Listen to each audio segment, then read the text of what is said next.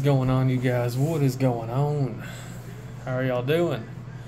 Mini Truck back with another video. I know there's not so much of a gap between this one and the last one, right? Isn't that a shock? Hope you guys are doing well out there, making some money or spending some time with the family, as always. As you guys can see, we're in a hotel room. Probably tell by, beginning of the video. I think I'm getting a little bit better at these, right? Only took like, what, 2 years? Anyways, you guys see we're in a hotel room. We have orientation in the morning. Finally pulled the trigger, decided to make a switch, and here we are. So I'll tell y'all a little bit about where I'm going to, why I left where I was at, and what's up ahead. So let's get into it, shall we? So we're here in Loudon, Tennessee. It's off I-75, not far from Sweetwater, not too far from Knoxville also. And we have orientation in the morning for Loudon County Trucking. It's a flatbed Conestoga company out of here in Loudon, as you could, probably guess by the name. Not sure if that's a good hint or not, but they're a pretty cool company from what I've heard. I've heard a lot of good things about them. I've heard that a lot of the drivers are happy here, that the pay's pretty good, they get you home every weekend, good equipment, so on and so forth. And given that I'm only about 2 hours away, I figured I probably have a good shot at getting home every weekend or possibly throughout the week, and at least that's also what I was told as well, so I guess we'll see what happens. I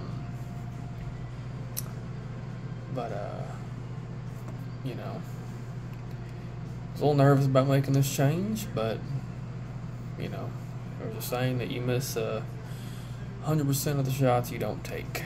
So we're going to take this shot and hope it's for the best. So I already did my orientation paperwork. Looks like we'll be doing it at some point. Physical.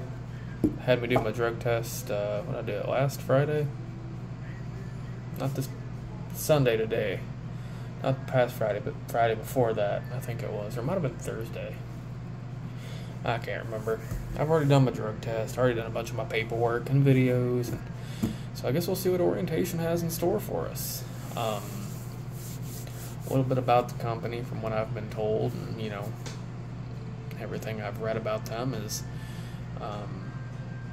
they were recently bought by P&S Logistics within the last few months.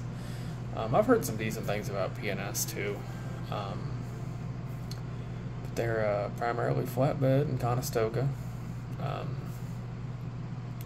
was told I could be making anywhere from $1,400 to $1,600 a week, home on the weekends, and where I live, possibly home throughout the week, depending on where I run, given that I don't live 20 minutes off I-40, 2 hours from here. So that would be nice. That's a big thing for me, because I didn't really want to go back over the road, but we'll get into more on that in a little bit. As far as their trucks, I've seen them run Volvos and Freightliners, and I recently saw a couple of Kenworths, so I guess we'll see what we get. I'm personally more of a Kenworth guy, but I don't really care. As long as I make what I'm supposed to make, I don't care. It's going to be nice to have benefits. I've heard they've got pretty good health insurance and health benefits, as well as 401k and PTO and all these nice things that I feel like it's weird being 27 being excited for, because I feel old. Trying to be quiet, if you can't tell. 9 o'clock at night, I don't want to interrupt other people or nothing, so yeah, so seems like a pretty good company. I've seen them in my area quite a bit. I've talked to a couple drivers. I've heard good things about them. What was it, last Wednesday? my dispatcher, I guess the gentleman that's going to be my dispatcher, contacted me. And he talked to me for a little bit and asked me, like, where do I like to run? Where do I not like to run? Where do I like to get home? Or things like that. And he said, yeah, I told him my preferences and whatnot. And we chit-chatted for a little bit. And I think we're going to get along pretty good. So I thought that was something that was different. As far as the recruiter, she was very nice. Angela, very nice lady.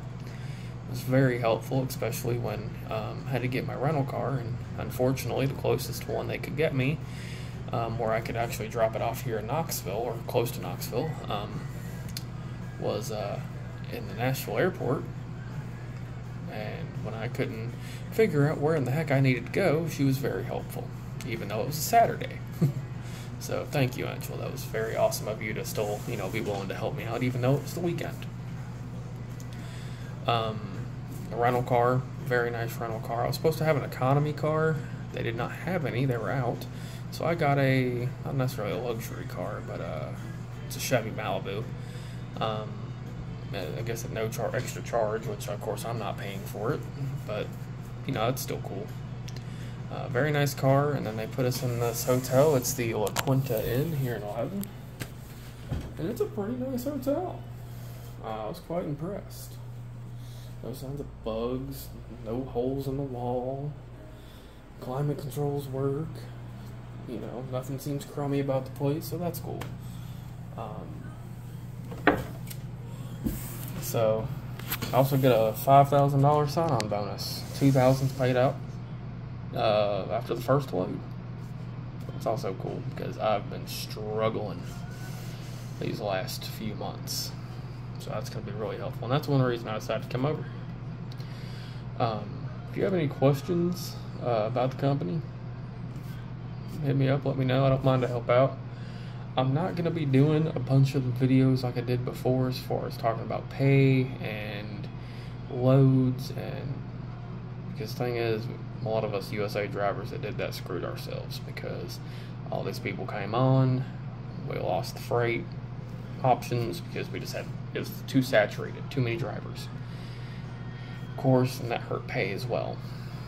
But I will be making videos, and I'll probably do like one where I actually talk about pay and things like that. So anything else, if you have any questions, I'd be happy to answer. I do plan on getting back into making videos and doing that type of stuff. So as far as why did I leave where I was at, why did I make a change, kind of what made me want to come back over the road. So to talk to my last video, I had the truck fire in March.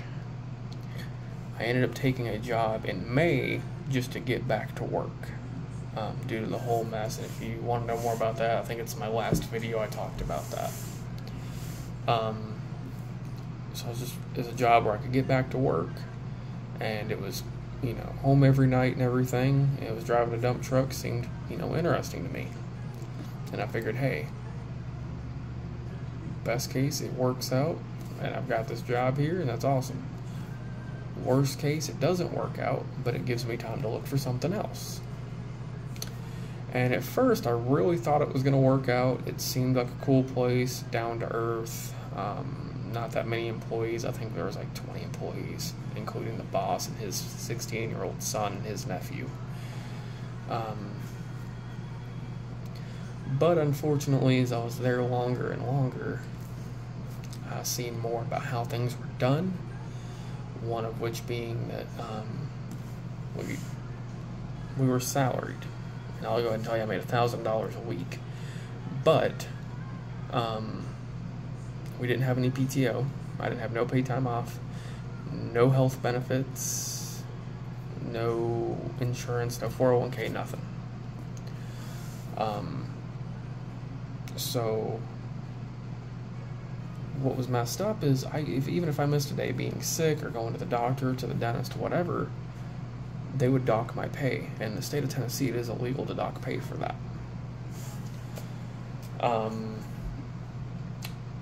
Some other reasons, financially, I'm not going to go too much into this because it's really just no one's business but my own, is I'll let you read between the lines, is that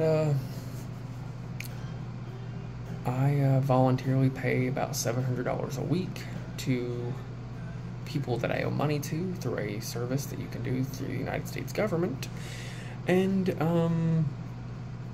it leaves me with about $100 a week after taxes, and that comes out. And now, of course, that includes my mortgage, and it includes, my car payment and some of the furniture we bought when we just bought the house. But $100 a week, and I spend more than that in gas because I drove an hour to work one way. So, of course, a lot of the bills and other things, food and everything, had to come from my wife. She doesn't make that much money.